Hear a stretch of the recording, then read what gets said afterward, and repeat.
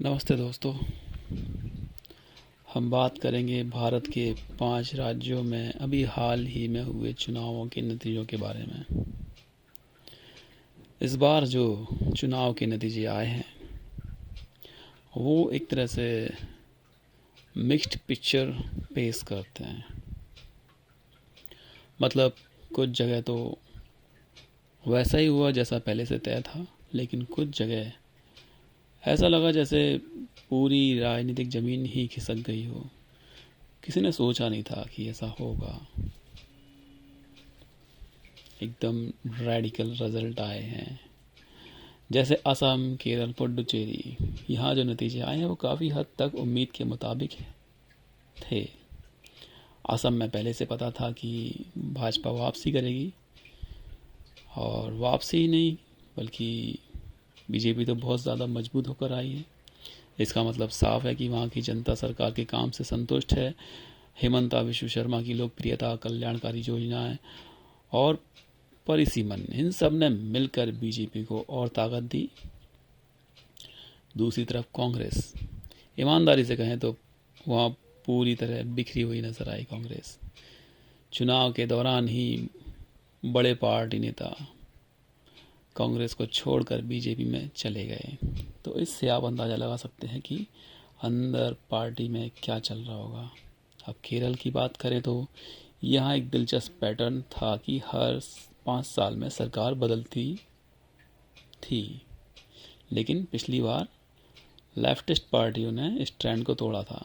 तो इस बार बदलाव होना लगभग तय माना जा रहा था कि फिर से हो सकता है सरकार बदले, क्योंकि यहाँ पे तो पैटर्न रहा है सरकार बदलने का। और वही हुआ भी, कांग्रेस यहाँ वापसी कर गई। भाजपा कोशिश तो कर रही है केरल में जगह बनाने की, लेकिन अभी तक वहाँ पर भाजपा को उस तरह के परिणाम नहीं मिले हैं। हाँ, एक एक इम्पैक्ट जरूर पड़ा है कि वामपंथी जो वोट बैंक था उसमें सेंध लगी है, और अब वामपंथियों की तो पूरे भारत में कहीं भी कोई राज्य में सरकार नहीं है। लेकिन असली कहानी, असली ड्रामा 2 राज्यों में हुआ, पश्चिम बंगाल और तमिलनाडु। बंगाल में जो हुआ उसे अगर आप अचानक कहें तो थोड़ा अधूरा सच होगा, क्योंकि 2019 के बाद से ही भाजपा वहाँ धीरे धीरे मजबूत हो रही थी, और वो करीब 40% वोटर शेयर पर अटकी हुई थी। बस थोड़ा धक्का चाहिए था और वो इस बार मिल गया। ममता बनर्जी की जो पर्सनल फेम है वो अभी भी है, उसमें कोई शक नहीं है। वहाँ वो अभी भी अपना एक लोकप्रियता रखती हैं, लेकिन लंबे समय तक सत्ता में रहने के बाद जो एंटी इनकम्बेंसी फीलिंग आती है लोगों में वो साफ दिखी। ऊपर से स्थानीय लीडरशिप से भी लोग नाराज थे। तो इस बार जो सुरक्षा व्यवस्था चुनाव आयोग ने दी उसने भी मतदाताओं को बड़ी हिम्मत दी, तो लोगों ने भी बड़ा खुल के अपने मन से वोट दिया जिसे वो देना चाहते थे। उसका फ़ायदा बीजेपी को मिला। तो तमिलनाडु में तो ये सच में गेम चेंजर हो गया। 1967 के बाद पहली बार ऐसा हुआ कि द्रविड़ राजनीति से अलग कोई पार्टी सत्ता में आई हो, वो भी एक नई पार्टी। टीवी के विजय विजय एक अभिनेता हैं, और जी ये जो सत्ता में आए हैं इन्होंने कोई बड़ा आंदोलन नहीं किया, कोई लंबा राजनीतिक बैकग्राउंड भी नहीं था, फिर भी इतनी बड़ी जीत चौंकाने वाली थी बिल्कुल। हाँ, तमिलनाडु में फिल्म और राजनीति का कनेक्शन नया नहीं है, बहुत पुराना है।